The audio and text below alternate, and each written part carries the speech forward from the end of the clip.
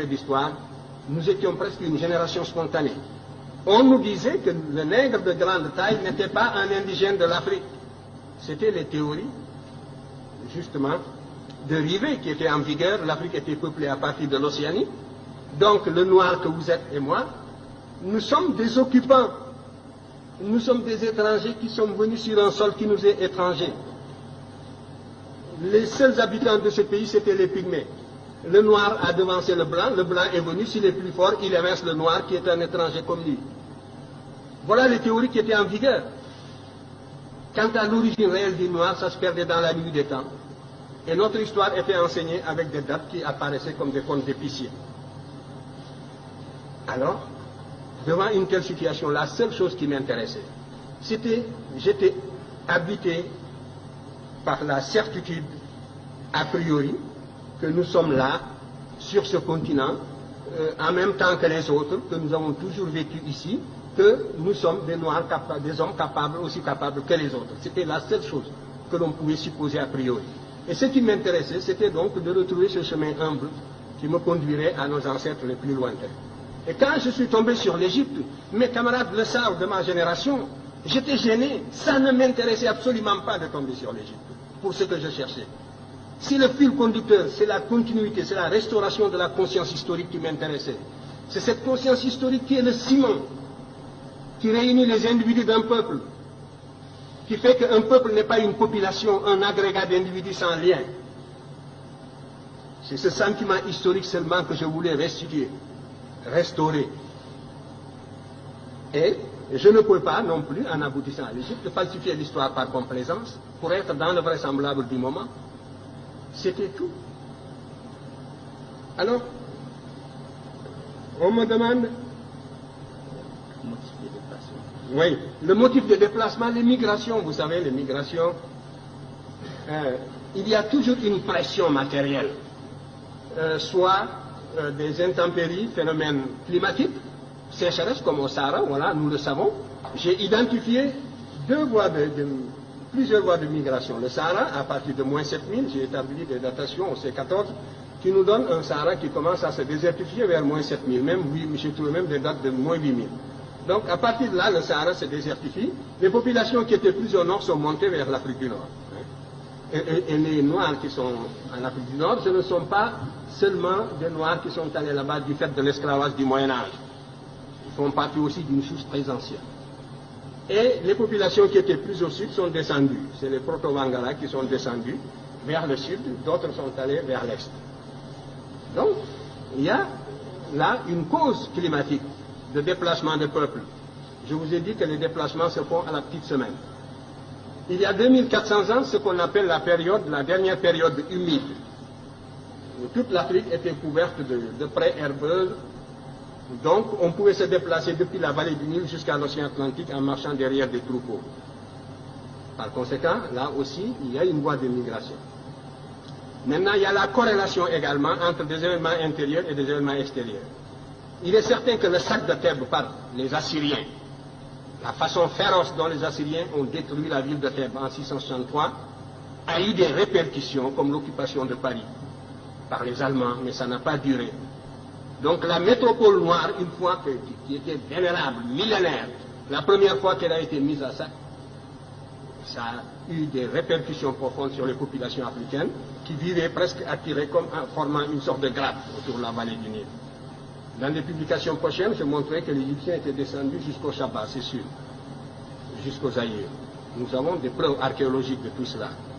Nous avons des preuves archéologiques qui sont venues ici, des preuves relevant de la linguistique d'autres pays, qui sont venues justement jusqu'à la boucle du Niger. Ça concerne la première question sur laquelle je dirai un mot. Et tout cela, donc, des motifs climatiques, une pression extérieure, la victoire, la perte de la souveraineté nationale de l'Égypte, a fait que les populations africaines se sont relâchées et se sont repliées sur elles-mêmes à l'intérieur pour former des royaumes à l'intérieur. Alors que jusque-là, l'Égypte était la grande métropole, un peu comme les Germains qui étaient de l'autre côté de la rive du Danube par rapport à la civilisation, au foyer romain. L'Égypte était le véritable foyer auquel le reste de l'Afrique noire était lié par 1000 liens d'esclaves. Et à partir du moment où l'Égypte a perdu la souveraineté nationale, ces populations, évidemment, se sont organisées sur d'autres bases. Alors tout cela, ce sont donc des motifs de déplacement. Pour l'histoire, la période la plus proche. Donc pour la plus ancienne, il devait en être ainsi. Les variations climatiques, on peut les cerner par la paléoclimatologie. Ça peut être aussi dû au fait que le manque de nourriture, la pression sélective, tout cela, ce sont autant de facteurs qui jouent pour expliquer le déplacement. En tout cas, vous pouvez remonter, vous, en ce qui vous concerne, jusqu'aux racines de la philosophie africaine. Je vous invite à étudier la cosmogonie héliopolitaine. Je l'ai décrite d'ailleurs brièvement dans Civilisation ou Barbarie. Vous y trouverez les prémices. Vous commencerez à vous faire une idée de la consistance de la pensée de vos ancêtres de la vallée du Nil, qui était noire comme vous, ici. Si c'était cela, si ce n'était pas cela des arguments, c'est la preuve que, vous voyez, on a presque le cerveau vidé et les arguments d'une certaine source ne se fixent plus. C'est ça l'aliénation. Parce que vous demandez, que valent donc ces arguments-là? Est-ce que j'ai inventé les projections que je vous ai faites, que vous pouvez retrouver dans la vallée du Nil, où vous trouverez justement cette civilisation qui est discutée, ces agents qui se sont représentés plus noirs que vous-même. Mais déjà, vous avez des œillères de l'éducation colonialiste et vous ne pouvez plus voir cette réalité palpable. C'est ça la cécité intellectuelle. Vous comprenez? Où est la raison dans cette éducation? Où est la raison? Où est le développement du sens critique dans cette éducation? Voilà le danger contre lequel nous devons vous prémunir. Il faut que votre cerveau fonctionne. Je disais encore hier et je le répéterai demain, que ce que nous voulons, ce que nous visons dans votre éducation, c'est de réveiller justement le bâtisseur de nations qui dort en chacun de vous. C'est de réveiller le créateur qui dort en chacun de vous. Et cela suppose donc une réforme qui mette l'accent sur la rationalité, sur les facultés créatrices de l'individu et sur l'indépendance intellectuelle de l'individu. Voilà le but que vise mon enseignement en tout cas. Et si je ne l'atteins pas, c'est bien. Les moyens de prouver, ce sont les moyens scientifiques. La critique scientifique, n'est-ce pas, c'est une méthode. Moi, j'ai utilisé tout l'arsenal des méthodes d'investigation et des méthodes de preuve. J'ai esquissé même des méthodes nouvelles pour l'histoire africaine. Que justement, les maîtres que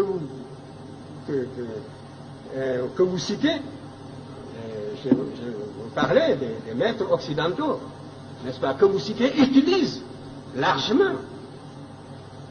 Parce que le paradoxe, c'est que tout cela dont vous parlez, ils sont coincés aujourd'hui. Parce qu'il n'y a que cette voie pour renouveler la science historique, et c'est moi qui vous le dis. Et ils sont coincés dans leur propre développement idéologique, et ils ne savent plus comment se dégager de la position inconfortable où ils se trouvent intellectuellement. Ils sont confinés dans des positions idéologiques indéfendables. Et il vous suffirait de fournir un peu d'effort, d'acquérir la connaissance directe pour les dépasser. C'est moi qui vous le dis. Alors, ils voudraient bien sortir de cette position pour récupérer cette littérature. Mais, sans nous citer, bien sûr, mais tout cela est extrêmement difficile. Et la cause est entendue depuis longtemps. C'est de cela que je voulais vous parler. Vous dites que aussi longtemps qu'on ne reconnaîtra pas, mais on reconnaît déjà. Et maintenant, c'est la conspiration du silence. On n'attaque plus parce qu'on n'a plus d'arguments pour attaquer. Et ce n'est pas le désir qui leur manque, vous le savez bien. Ils nous auraient sciés, ils nous auraient foudroyés s'ils pouvaient déceler la moindre incohérence depuis le temps. Mais maintenant, c'est le silence, c'est la conspiration du silence, c'est la médisance dans les salons, c'est les apartés avec les étudiants.